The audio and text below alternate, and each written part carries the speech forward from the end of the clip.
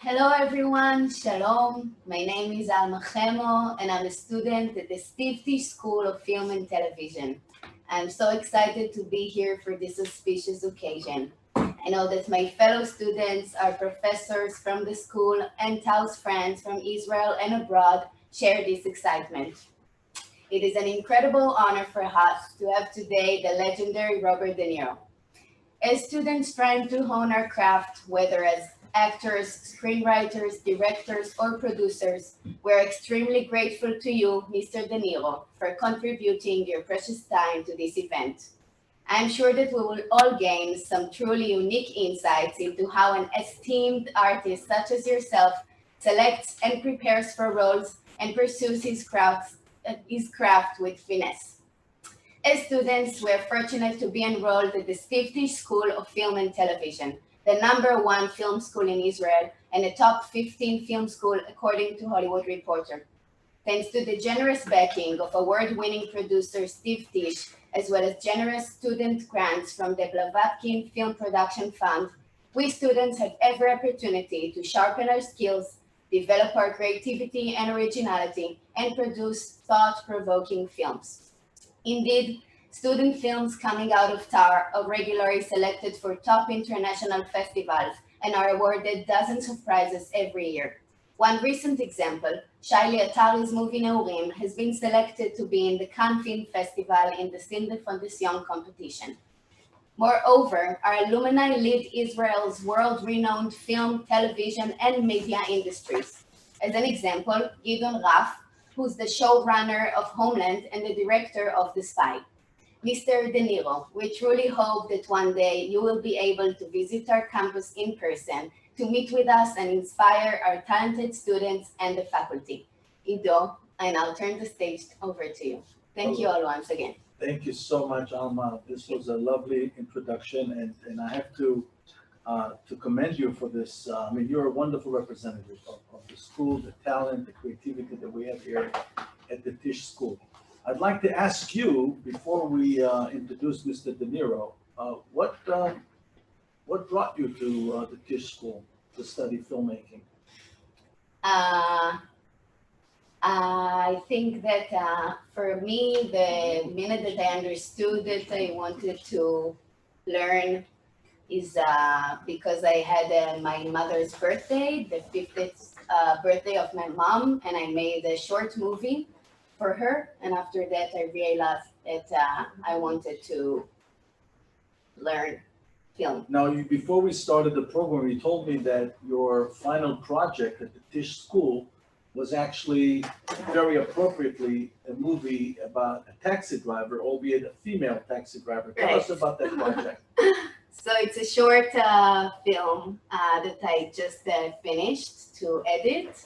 It's about a sexy woman drive and a religious boy that meet one night and have an intimate kind of a moment between them that they just meet out of nowhere.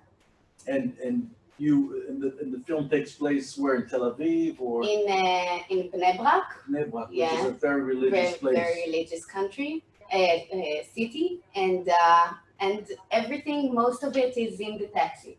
Now, what was the most challenging thing for you as a director? Because you started as an actor. Yes. As a director, what was the biggest challenge for you? I think that the biggest challenge is um, to find your specific language, which each person in the crew, and to make them all feel the same energy that you want the film to have, and just to to make it a team. So for me, that was like the most important thing for me on set, is to make everybody feel comfortable and to understand what we want to talk about, even if it's like the crew or the cast. So yeah, I think that's it. Now, you're about to graduate, and what would you say to freshmen, young students like my son Adam, who will be starting next year at the Tisch School? What would be your main advice newcomers? For me, the main advice first is to go to Tisch School. I think that it's an amazing school. For me, it was a very, very unique experience to be part of this school and to make as much short films as you can in the school.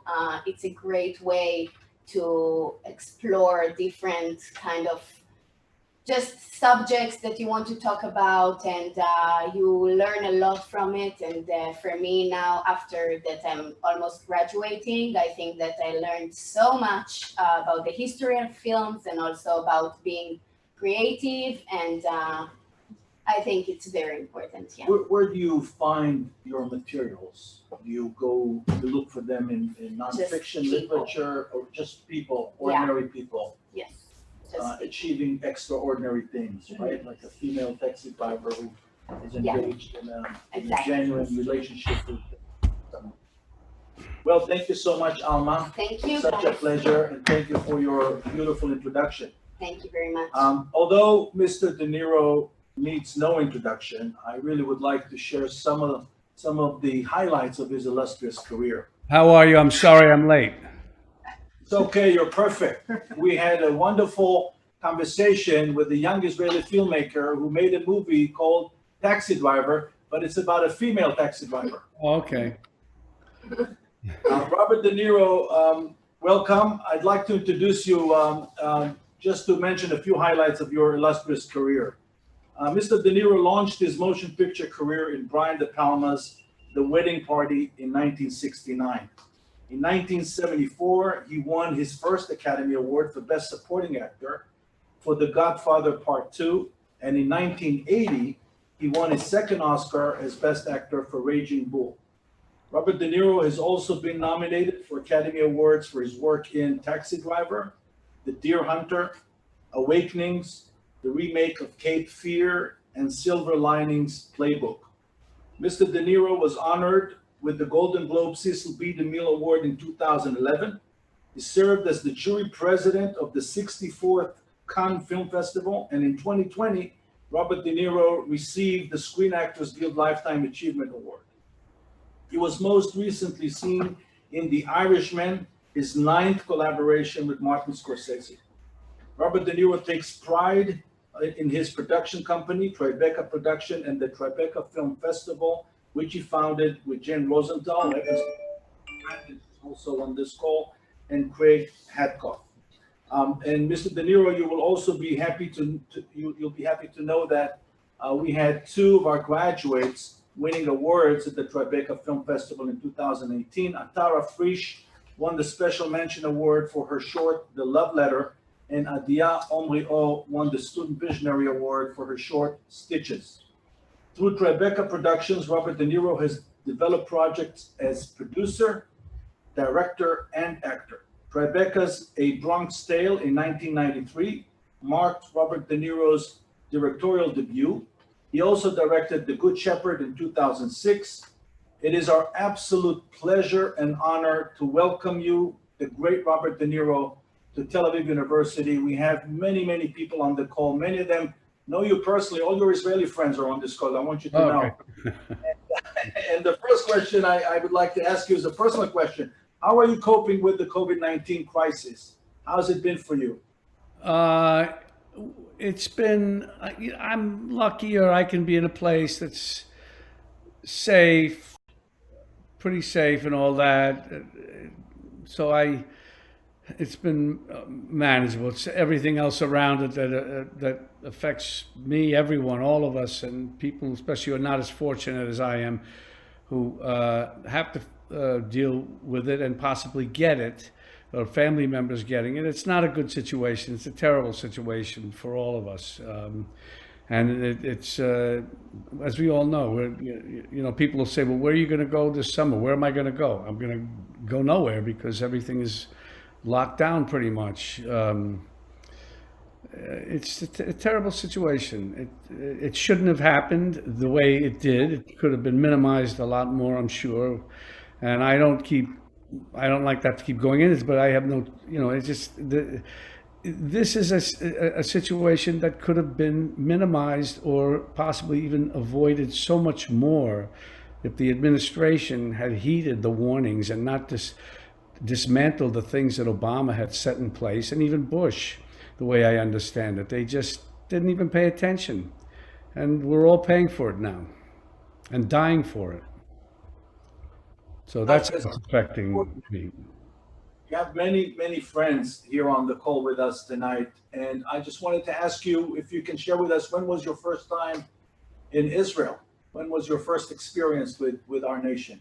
The first time I went there must have been about, I'd say, 30 years ago, maybe more, 35 years ago.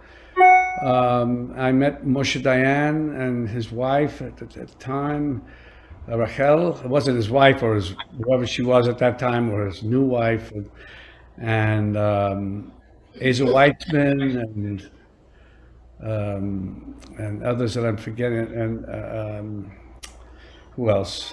Well,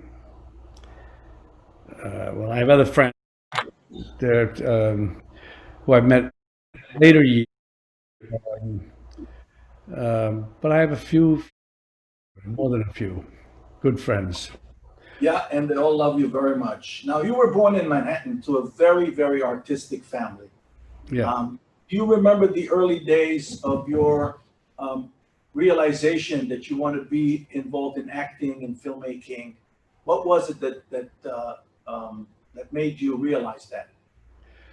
I just, I wanted to be an actor. I thought, I wanted to be an actor when I was 10, and I went on Saturdays for about a year. Then I stopped and I went when I was 16 for a year and a half, not on Saturdays. That was more consistent. And then I stopped again and started up again when I was 18 and did it more seriously until I started leaving to look for work and stuff like that around 20.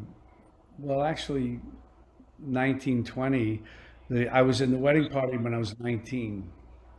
So, and then there were stretches of not getting anything, of course, commercial heroes, stuff like that, but not really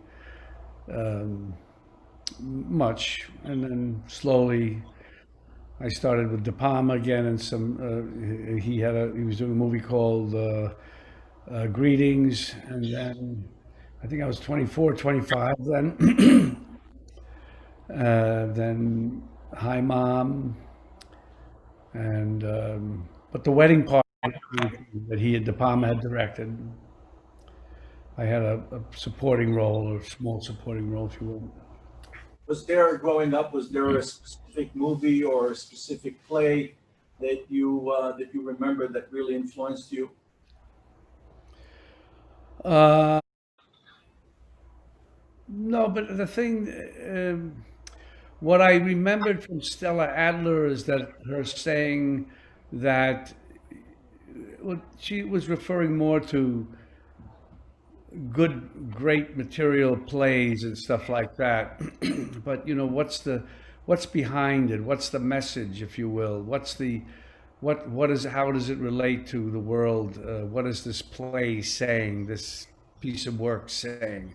So it always stuck with me about anything that you do, that it could be a kitchen sink drama, something very small, but it has a wider, deeper, more important meaning.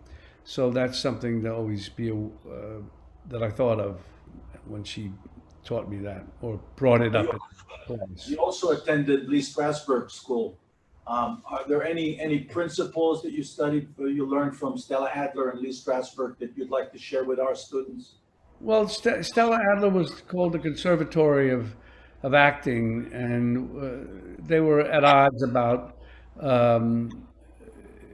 with Strasberg and the method, or that whatever you want to call, and other actors. I remember there were some teachers who would come teach at Stella's school who were method actors or method directors, teachers, whatever you want, but they taught at her school. So my feeling was that they were just told not to do certain things.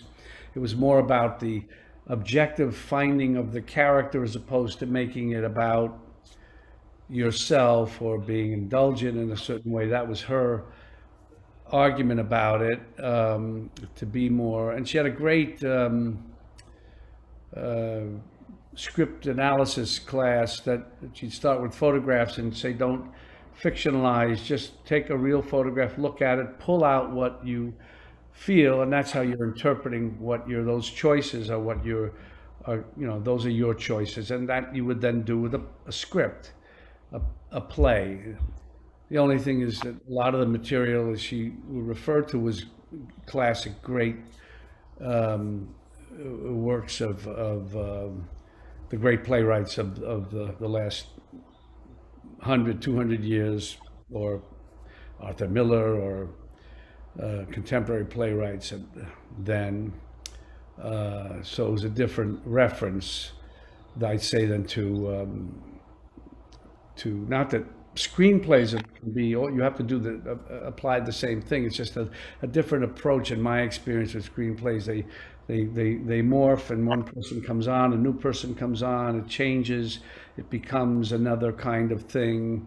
The actors, such as myself or the other actors, come into it and change things, and the director adapts to what they, and helps them and guides them.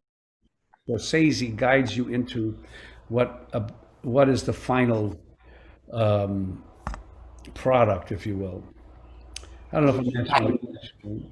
Yeah, it's a beautiful segue to our next question, which comes from one of our students, Oshra. We're all very curious about the process you go through selecting and preparing for a new role. Can you share with us how you select your roles and then how you prepare for them? Well, I mean, it's in so many different ways. Some like, if I'm hired by someone to do something, and it could be, as a young actor, I'm happy I got this part, so I'll make do and put in what I think it should be. The director might even be hiring me because I'm more the type and fit the type, but my feeling is I fit that, but I also want to do other things. And so I make choices that the director goes along with and respects, and what I think it is, and others, they'll direct me away from that. Other things, say working with Scorsese, we have a project we've worked on for a few years, like The Irishman. Took us many years to get that underway. It was from a book that we liked, and it slowly morphed into well, not morphed, it was taken and made into a script. And then even in that script, we worked on things, worked on scenes, changed them, adjusted them to the actors' strengths or non-strengths, even depending on what was needed for the scene. And then Marty would, like a conductor, orchestrate it, and literally, I don't know if I'm answering your question exactly. Yeah. Well, one of our students, David, was interested in The Irishman, about how does it feel to play in the same movie an older character and a younger character. What transition does it require on your part? Well, it's easier to play older than younger, just as far as makeup goes too. Younger, and also physical behavior. And sometimes in The Irishman, I took for granted certain things that I felt good, I could move, but I really was not moving like a younger person that I was supposed to be playing, the younger Frank Sheeran. Um, so we were all so involved with the visual and this process that we were using to make us look younger. But then we also had a guy who was our coach.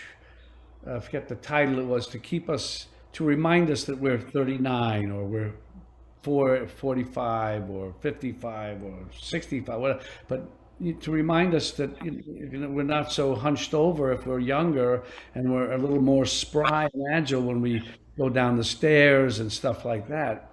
And that is sometimes you are Even when you actually have to go down the stairs, yeah, you can go down if you're young and you go downstairs as an older person, you have the control. But when you're older, trying to go down like a young person, it's a little harder. So Now, many of the characters that you portrayed over the years, where from both sides of the law, you portrayed many criminals as well as law enforcement. What attracts you to that world? well, some of those characters I always find more interesting. I don't know, maybe because of the outlaws thing, and it's more interesting. They're more interesting kinds of characters, and you can do a little. I feel I can do a little more with them as opposed to somebody who's always who's a kind of a hero, a traditional hero of another sort.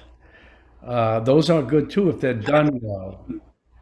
And but that was mainly my reason. I said this is interesting to do and find a way to do it, and so on. As I get older, maybe as I start to see there are people in this world who are not good and should not be in places where we all know they are now, and they're relentless and they're unforgiving and should be not forgiven for uh, their badness, if you will. And so that's their characters I wouldn't even want to play, like you know who. So I'm reminded of a great movie that you made. I think Arnold Milchan was the producer, called The King of Comedy. yes, that What was the attraction there to the character of Rupert Pumpkin? well, the script was written by a film critic for Newsweek at the time named Paul Zimmerman, and as I remember it, Marty and I, Scorsese, were in Cannes for.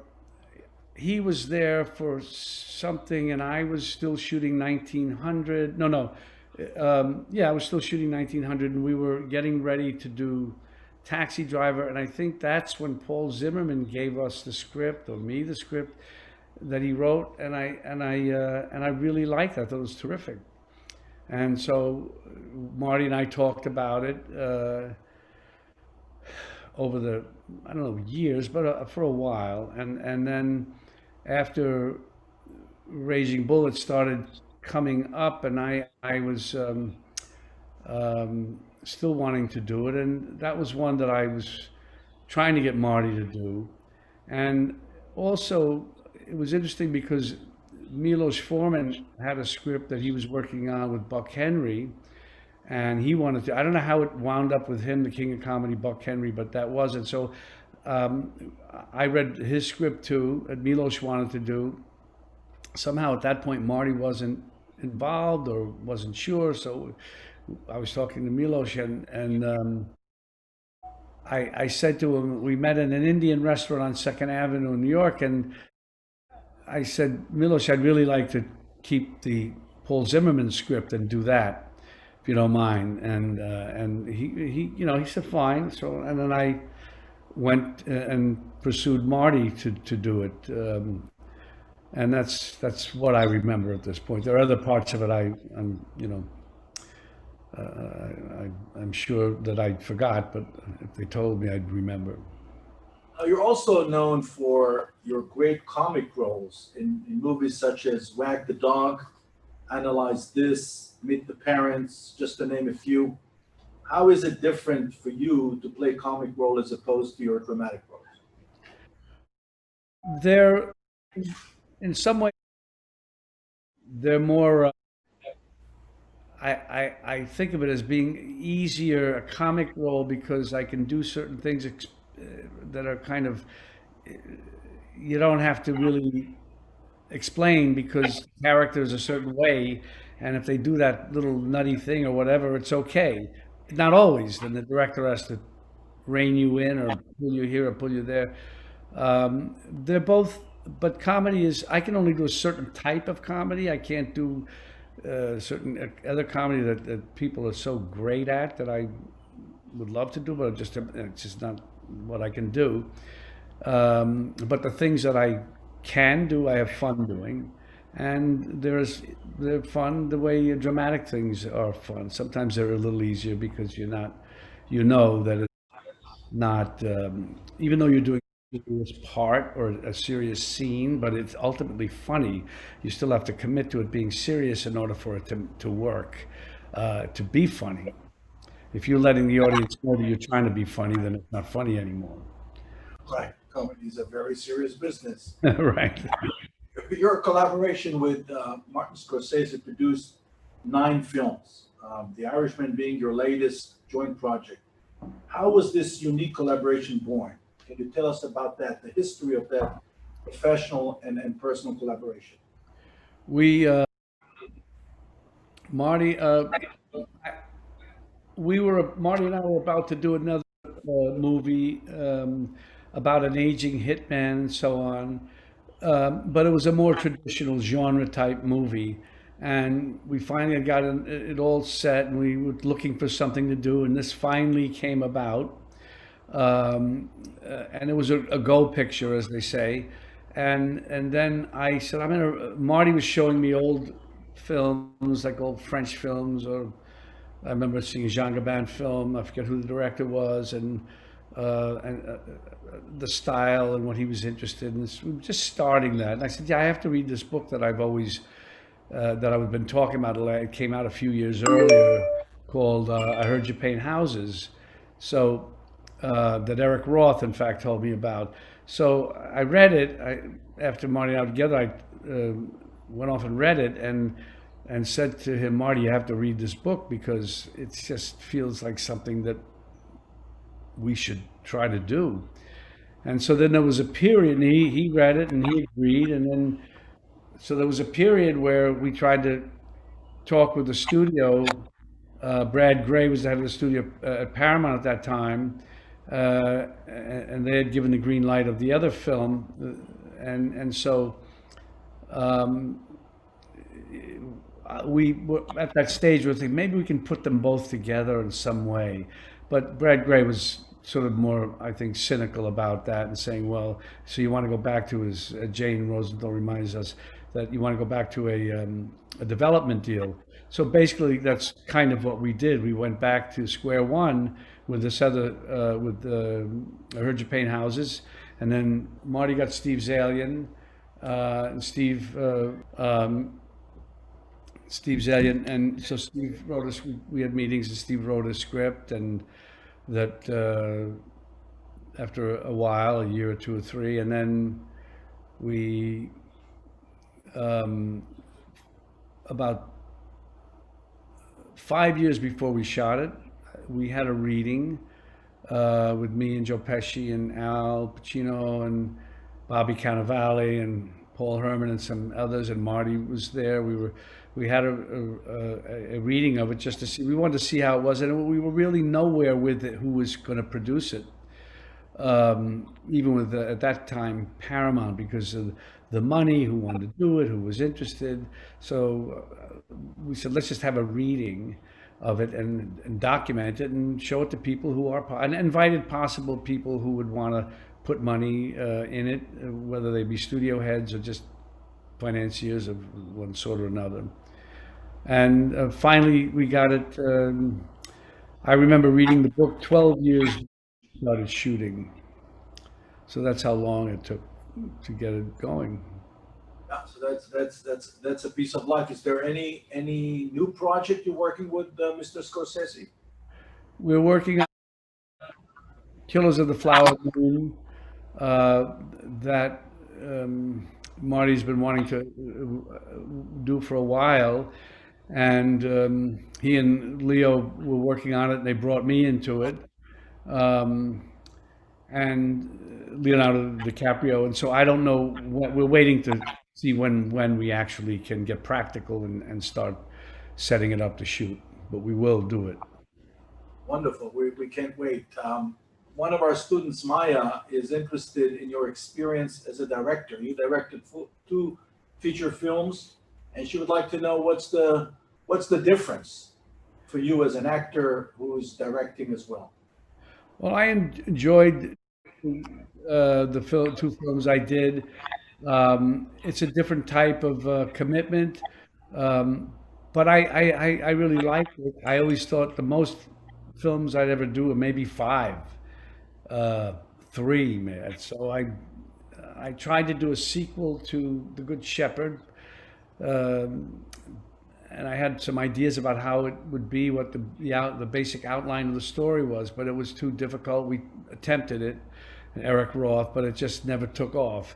It's a lot of work and willpower, and just it's like Sisyphus pushing the boulder up the hill. You know, it's and I kind of let it go because of other things in my life and so on and projects. Um, so I don't know. If something came along, I still might do it. I don't know at this point, though. Um, the head of our Tisch school, Raz Yosef, has a question for you. Are streaming platforms signal the end of cinema as we know it, or maybe streaming platforms are the savior of the film industry? How do you see the future of your industry?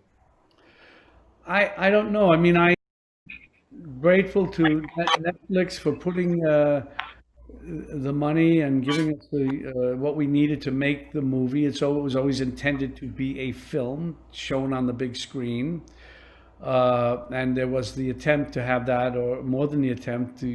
They worked out to the best that I suppose they thought they could, and the theater owners to have it play for a few weeks, and then it went to what its normal format was. Um, I think that the streaming is good because you can tell a story tell a story in a much longer and detailed way. But it's not. I don't know where we're going with it, and especially with this COVID-19, I don't know where we're going. What'll be there? There has to be always theaters for movies that play with an audience that. Uh, you want to watch a movie with an audience. I do at times, especially a comedy or any movie that has something that you say, well, you want to see this with an audience, not at home, which is okay too, on a much better screen than I had when I was a kid. Some of these screens are like movie theater screens in houses now. Um, but I can't answer that. I don't know where it's going. I just don't know. I mean, streaming seems to be something that'll be there. Movie theaters, I hope, will they'll find a way to get past the virus, either with a vaccine or some way of managing it, so people can feel safe to go back into theaters, and then that problem is pretty much resolved, hopefully. You are very passionate about the community you live in. You are one of the icons of the city of New York, and you responded along with your partners Jane and Craig in a very meaningful way to 9/11. You established a film festival, and you were an active part in the rebuilding of Lower Manhattan. Can we draw any parallels to your new initiative, the festival We Are One Global Festival, which I'm told is a 10-day free festival available on YouTube? Yes, yeah. I mean, 9/11 was as horrible as it was. This is something much, to me, more worse and insidious because we can't see it and we don't know where it goes, and it affects and kills lots of people. It's killed over 130,000 Americans now. We have almost 3 million cases, I think, in the States. So it's ongoing, and so that was a way to do that with these other festivals around the world. There were like 22 cities festivals we worked with, and had this We Are One festival, which I think did pretty well, and people were great. The people who were involved in it, everyone from all the different festivals around the world. Since 1986, we take pride in the fact that we put together here at the Tisch School every other year the world's largest student film festival that brings students from no less than 68 countries. And we would like you to obviously be our guest one day, and hopefully we'll be able to collaborate with your great initiative. Sure, Um, absolutely. Now we're being watched now by hundreds of aspiring actors and Mhm. directors and producers. Is there any specific advice you'd like to share with them as they embark on this career? Well, all I would say is you have to really stick to it and follow your instincts. And if you're creating something, um, try to use what you genuinely feel and look at the world, because that's how you distinguish yourself. Then you fine tune your own voice, whether you're a writer, a director, an actor, or you just but especially as a writer and a director, because an actor is more interpretive in a way, but they can inject certain things that and make it personalize the performance, say along the lines of what's demanded of it in the performance for the total piece, written by whoever, and so on. That's the most important thing, is to not think, well, it was done this way, it was done that way. I, just even if you are influenced by something, you realize you got to catch yourself. If you're the worst, the worst example is imitating something or doing something and it's a cliche, and you want to avoid those. So you have to keep your own voice as specifically yours as possible. True to yourself. Yeah, and you certainly have done that throughout your amazing career. Um, your last time in Israel, I believe, was in 2013 when you came to honor Shimon Peres of blessed memory. Yes, He was celebrating his 90th birthday. Is right. there any specific memory you can share with us from your encounters with our late president? Well, I loved seeing him. Uh, I brought one of my kids with me, and we had a terrific time there that time. And it was great to see him. He was a great person, a great statesman. Um, I know that he liked you very much as well. I used to work with him, and I know that he liked you very much. Mr. De Niro, it has been an absolute pleasure to chat with you about your career. Thank you so much for taking the time to share your insights with our students. I would like to thank Stan Rosenfield and Canal Productions for making this possible. Raz Yosef, the head of our Tisch school, and our very own Agnes Anna Goldman, who organized this beautiful event. And also, I'd like to thank my dear friend and your friend, Jane Rosenthal, for helping behind the scenes. Thank you so much, and we hope to see you here at Tel Aviv University Tisch School of Film and TV very, very soon. okay, okay. Thank you. Shalom. Shalom.